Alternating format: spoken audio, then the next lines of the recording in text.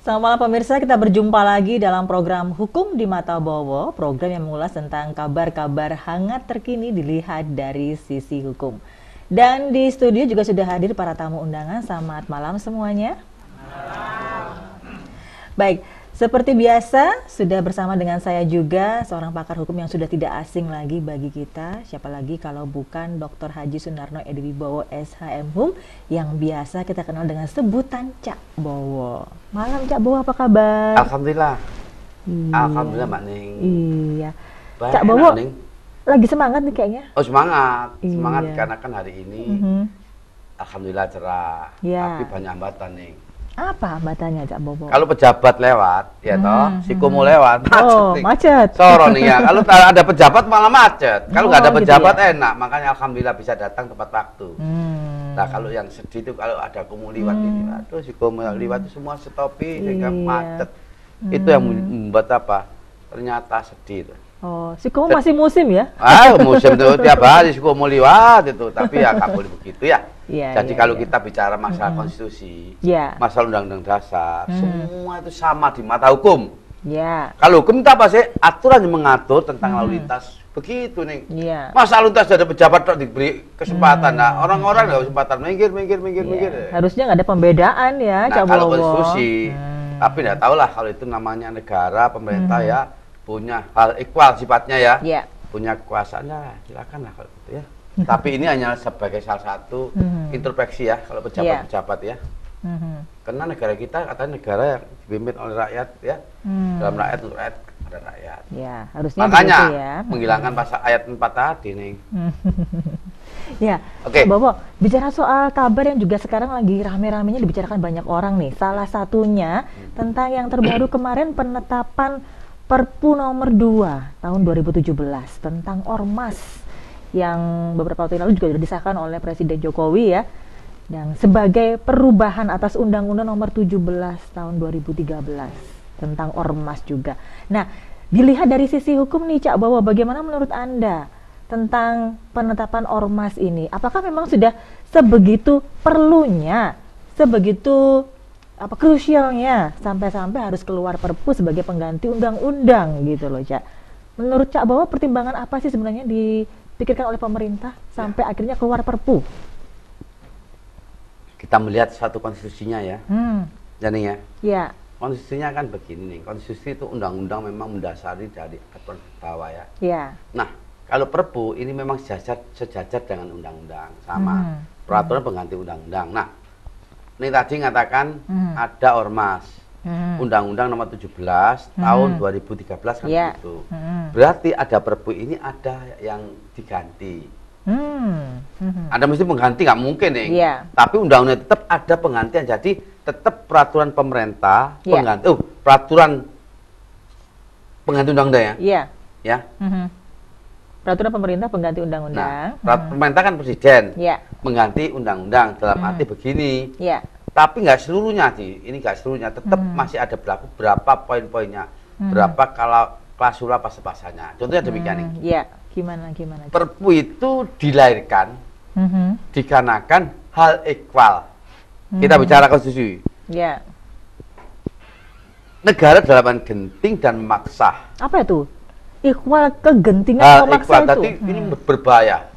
Oh, sudah berbahaya Berbahaya ya? sekali. Jadi negara ini diserang.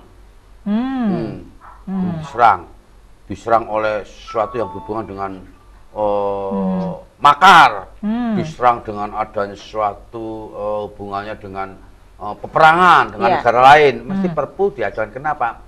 Supaya pas, karena ini mengganti undang-undang Perpu dari sini. Nah, namun demikian, tidak akan mungkin Perpu itu dikeluarkan tanpa hal equal yang genting dan maksa pertama. Kedua, Perpu itu harus disetujui oleh DPR. Ketika nggak setuju, baru Perpu tidak berlaku. Ini adalah pasal 22 nih. Pasal 22 Undang-Undang Dasar 45 ya. Ya.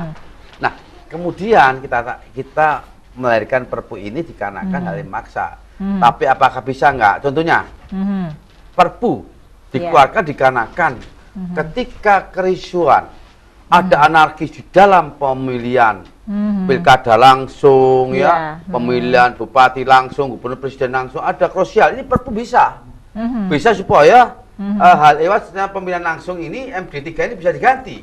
Nah, ini adalah sesuatu yang memang menarik sekali. Nah, apakah ormas-ormas ini sekarang ini apa membahayakan pada negara? Apakah kondisi seperti ini sudah genting gitu ya? Ini adalah yang ada masyarakat. Tapi pandangan saya, ini pandangan saya, pendapat saya, ini belum. Kegentingan berbahaya. Nah, kenapa Perpu itu diganti? Contohnya begini kan. Ada Undang-Undang 17 tahun 2013. Ada tahapan-tahapan. Ada sub-sub yang dilalui. Tapi penggantian yang klausul ini adalah pasal 62. Ketika 7 hari diperingatkan 7 hari sama 7 hari, tetap dia mengindahkan peringatan dari pemerintah, maka menjabut surat keputusannya. Tetapi kalau kita bicara masalah tentang tidak setia pada Pancasila dan Undang-Undang Dasar, berarti kenapa nggak ditolak pada waktu anggaran dasar, anggaran rumah tangga itu ada mesti. Anggaran dasar rumah tangga itu mencuplik bahwa organisasi, ormas ini harus setia pada Pancasila dan Undang-Undang Dasar, mesti melekat di situ.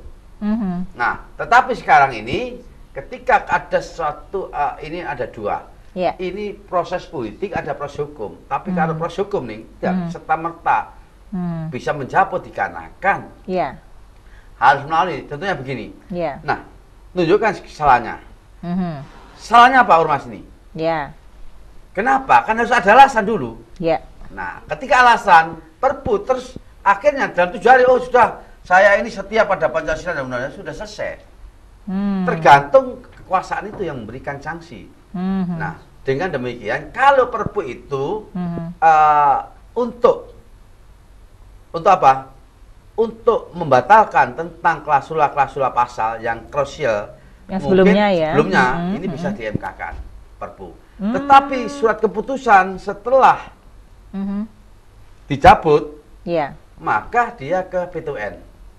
Karena keputusannya dari Kementerian Hukum dan HAM, berarti keputusan pejabat tata usaha negara sebagaimana di dalam Undang-Undang Nomor 5 86. Undang-Undang Nomor 9 2004. Undang-Undang Nomor 51 tahun 2009 ini ada pasal 1 ayat 3 individual, konkret dan final.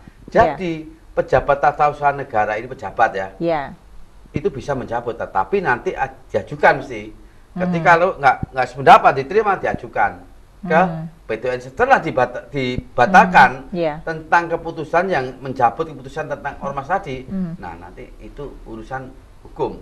Tapi sebetulnya kalau melihat, jadi ketika ini jadi seakan-akan apa yang dinamakan tentang hak asasi manusia, kita bicara masalah hak asasi manusia terlindungi dalam pasal 28 undang-undang ini. Jadi bertentangan seharusnya ada tahapan-tahapan yang dilalui. Ketika dia ada peringatan, tapi sekarang itu peringatan hanya 1 kali. Kalau dulu masih 30 hari. 3 kali juga ya SP-nya ya? Iya, tapi sekarang 1 kali SP, 7 hari enggak, hati-hati, sabutlah. Jadi inilah yang menjadi persoalan-persoalan yang nantinya pro kontra. Jadi jangan sampai nanti akhirnya negara kita itu akhirnya mencapek-capek NKRI. Ini berbahaya sekali dikarenakan ormas ini ini sudah lama memang. Sudah lama. Jadi bisa terjadi ini kalau memang tidak ada kesalahpahaman, maka ini menjadi suatu problem bagi negara dan pemerintah. Semua kiblatnya ke Undang-Undang Dasar dan Pancasila. Nah, sekarang menjadi pertanyaan. Apakah pemerintah konsisten terhadap sila keempat? Sila keempat, Neng. Sila keempat ini kerakyatan yang dipimpin oleh hikmat bisa jalan dalam perwakilan. Nah, tetapi di dalam kenyataannya ini nggak perwakilan nih. Sekarang langsung kan? Langsung keluar Perpu gitu ya? Iya, dengan adanya langsung ini ya berbahaya, Neng. Bisa saja.